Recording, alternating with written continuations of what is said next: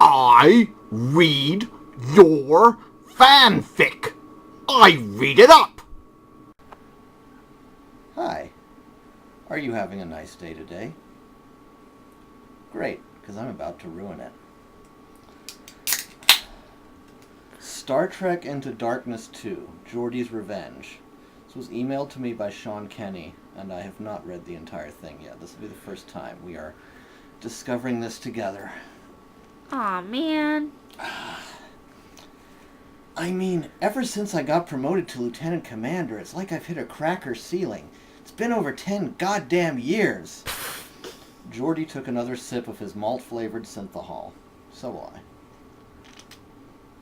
12 goddamn years and not a goddamn whiff of appreciation or recognition, he muttered. The systemic racism in this Martin Starfleet, with 2 R's, is beyond the pale, you hear me? I've been shocked copious amounts of times by computers, gotten real burns in simulated realities, I get lasered by every goddamn outlaw in the galaxy, my dog's turned into the fucking blob, plasma burns left and right, I got trapped in a well like a little girl, and not to mention that squarehead honky Ofe Data, he looted my dead body for Allah's sake. I'm a goddamn pioneer, Worf. Remember the Earth's first warp-capable vessel? I made that shit possible. First contact with the Vulcans? Check. I tell you, brother, shit's getting harder and harder to take. We gotta defend ourselves from this white hegemony and all this extrajudicial violence against the black man. This is some bullshit. Wait, was that all one sentence? No commas or anything? No, there were periods. Oh. I was born on Cronus. Worf was strangely turned on by this new Geordi. Sure, you look like an unappetizing anthropomorphized dinosaur, and your haircut is curiously Elizabethan, but you gotta be feeling me on some of this stuff, Worf?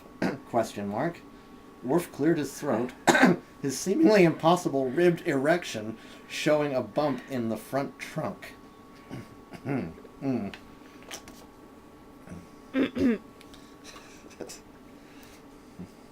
I gotta go. There's a tactical simulation schedule that I forgot about. Worf labored out of Geordi's room, careful to hide his pride on the way out. Geordi slowly stood up, and as he did, his visor violently flew to the ground. Oh me, I'm so clumsy. His cybernetic eyes had long since deteriorated. It was no longer covered in the company health plan. I thought they were socialist in the future. And after really connecting with some literature his sister had suggested to him, he had recently donated a large portion of his earnings to Louis Farrakhan. Okay, if you're a 90s baby, start turning on the Radiant Rainbow theme in your head as of now. He simply couldn't afford new ones. He was back to wearing his outmoded yet trusty visor. As he bent over to pick them up, there's one, not them, there was a buzz at his door. Who is it? It's Leah. I want to talk to you. How he longed for that sultry voice. Enter. Okay, I don't remember if Leah's a real Star Trek character, so I don't know what kind of voice to do, so I'm not going to try. Just too girly. Okay, I'll do exactly that. He decided he didn't want to even wear his visor right now. He knew that when sight was absent, other senses were heightened. Besides, the visor didn't even truly let him see her anyhow, just her energy and infrared levels. Wearing the visor kept him in constant pain, and so he was in constant pursuit of a moment of pure ecstasy. Dun dun dun. You're not wearing your visor. I don't know if that's how it works. Why not? It's okay. I know my way around this place. I wanted to tell you, I've been working on a holodeck likeness of someone. Oh, yeah? He could feel her breath. It strangled his mind. It beckoned him. They locked lips. They were plumper and much rougher than he'd imagined. This didn't matter. It was a moment he had thought about ever since he created a holographic representation of her to help destroy a hostile Promelian craft. He raised his hand to caress her delicate face. Oh, God. No touching. Those are the rules. Her grip was much stronger than he'd expected. Was this a strip club? What? You are one kinky sex engineer. Let me show you what warp drive is all about. Turn around and drop your tanga. Put it in my asshole. Her ass was smooth, a little on the bony side. It was okay. He wasn't really into posteriors anyways. Oh my god. He poured the malt-flavored synthahol all over his huge, throbbing, veiny cock. What? He wanted to touch her desperately, but refrained from doing so because the rules turned him on even more. He slowly slid his block mamba into her proud pit monster. And came instantly. Okay, so he poured beer all over his dick, but he didn't wait for her to lick it off. Logic, whatever. It was a rush to the head. To his whole body, in fact. He'd never felt this way in his entire life. It certainly didn't stop him from wanting more. He became feral, thrusting like someone or something had held him hostage, broke him, and held a gun to his head. Wait, what? Now, wait till you hear what he says next. For once I was blind, but now I can see. Cliché. Check. Not really, and he had just betrayed a law by quoting the Bible. Wait, what? That's in there. Oh, baby, fire your photon torpedoes all over my bridge. He pulled out and fired a massive load all over her bony, sinewy back. The semen was of a children's play goo-like consistency, and it was black. Wait. He had been taking pills he'd invented in order to get the oppressor's liquid out of his system. He fell to the ground. She kissed him on his left nipple and stumbled out of the room. Okay, this is the first thing I've ever heard that says semen is racist because it's white. Oh, really? So he's taken drugs to make his semen black. Because I thought he was taking drugs so he can get, like, that evil goo crap out of him. So that when all the goo's out, then his semen will return to being white. I don't know. I think it was racist. Ah. PA announcement. Lieutenant Commander LaForge to the bridge. Sure, the white man has me at his beck and call. Picky, please. Picky spelled P-I-C-C-Y. What's the problem, Captain? You're one of the best mechanical engineers to ever come out of the academy, right? His visor violently flies to the ground. Wait, that's your Patrick Stewart. He picks it up. I'm working on it. Top 99th percentile, Captain. Captain Picard holds up a car radio. Is that a 20th century vehicular audio system? Yes, I found it on an archaeological dig on Earth. I want to know how it works and why it was so valuable. Wait, is this Picard or Geordi yet? Oh, I got it wrong. Could be Picard saying this. Yes, I found it on an archaeological dig on Earth. I want to know how it works and why it was so valuable to the African-American community. I'm writing a paper on primitive tribes. Oh, that's not nice. Are you serious? Reverse engineering. Make it so. OKKK, Captain. Geordi could not believe what Captain Picard was asking of him. And how long had he been such an overtly racist piece of thespian goo batter? His blood was boiling. On his way to the mechanical bay, he remembered that he had to get some cleaning supplies from the infirmary. Some of his black jism had leaked onto his carpet, and it proved to be most difficult to remove without using an industrial-strength cleaner mixed with the blood of an alpaca. Dude, you just use bleach. Duh. As he drew near to the door of the infirmary, he heard a drunken Worf explaining his medical condition to Dr. Crusher. He decided to eavesdrop. Worf, I'm concerned. People don't just slip and fall in the shower and get a prolapsed anus. It's bleeding all over the place. Just make it stop!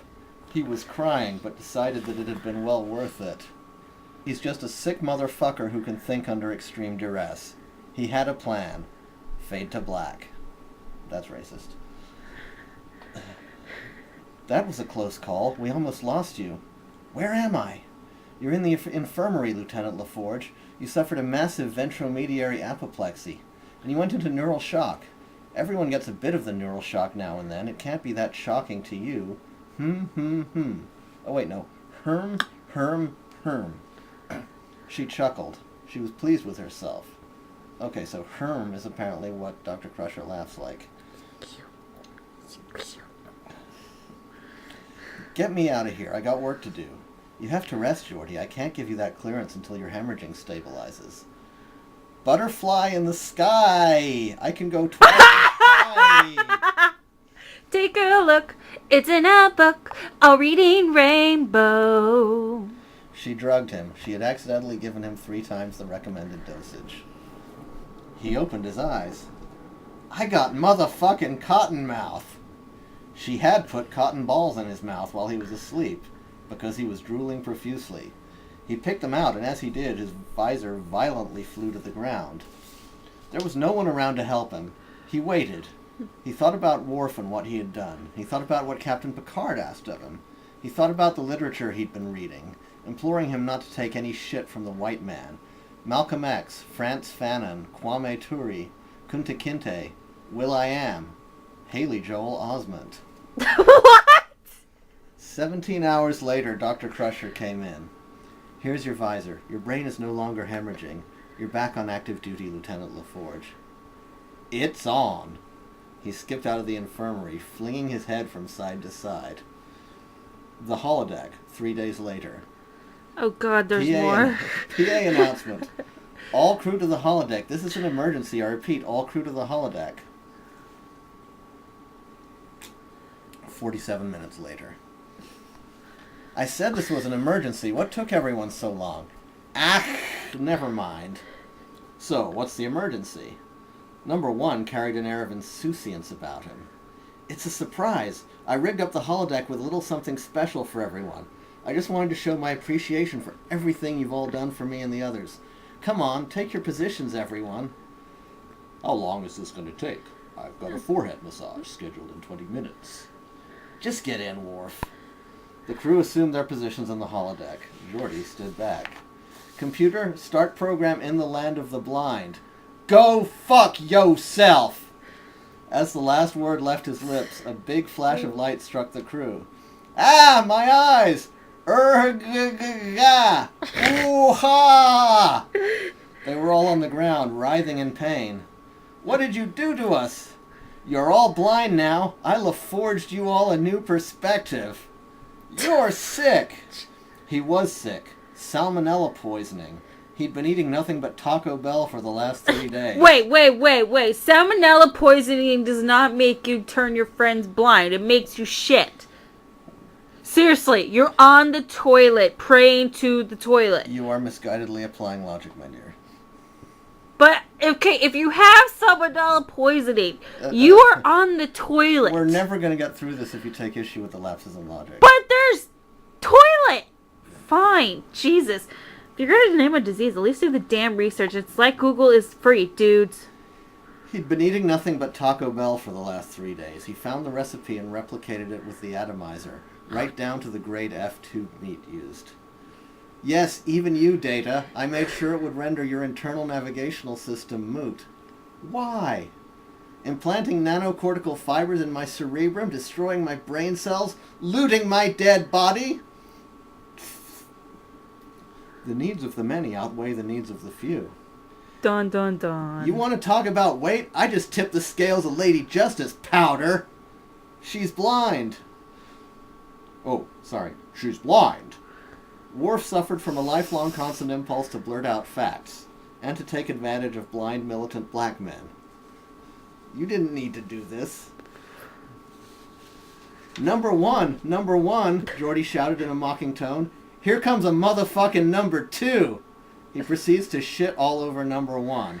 It's essentially a sour, rank mix of brown liquid and corn. His Al Borland-like beard is sopping it up. Oh my God. Blacticus Finch, out! Epilogue. Yes, they were all blind, but they came to forgive Geordi over time. Mainly because they could all afford ocular prostheses. Everyone except Geordi, of course. And so they traveled forth together to places no human has ever gone before, under a new banner, the USS White Cane. Geordi could not have hated the name more. The end. The hell?